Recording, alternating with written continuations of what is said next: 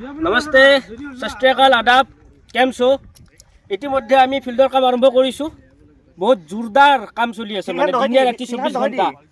আমাৰ এইবিলাক ল'ৰাবোৰে বহুত যথেষ্ট কষ্ট কৰি আছে। আজি 4-5 দিনৰ পৰা দেখা পাই আছোঁ। আমি কেইজনমান আহিব পৰা নাই, তাৰ বাবে খুব দুখিত অনুভৱ কৰিছোঁ, কিন্তু উপায় নাই। আমি বিজনেছমেন, সৰুৰ পৰা হ'লে বিজনেছমেন, তাৰ মাজতো টাইম ওলাই কেনেকৈ ইহঁতক সহযোগ কৰি আছোঁ। আৰু এই কেইজন ল'ৰা সঁচাই কৈছোঁ বহুত কষ্ট কৰে। তাৰ ভিতৰত আৰু এজন আছে আমাৰ এই কেমেৰামেন চালিমে কাম ধান্দা এৰি হ'লেও ইয়াত কাম কৰি আছে। আমাৰ বিটু শৰ্মা, আমাৰ ৰাজা শৰ্মা, কণ ভাইটি ভণ্টি নাই বাৰু, ভণ্টিজন ক'ত বা গ'ল। এইজন আমাৰ ভণ্টি। মানে ৰোলাৰ এবাৰ মাৰিছোঁ আৰু এবাৰ ৰোলাৰ মাৰিম, কমপ্লিট হোৱা নাই। এইবাৰ লিকবোৰ আছে বাৰু, এইবিলাক কমপ্লিট কৰিম।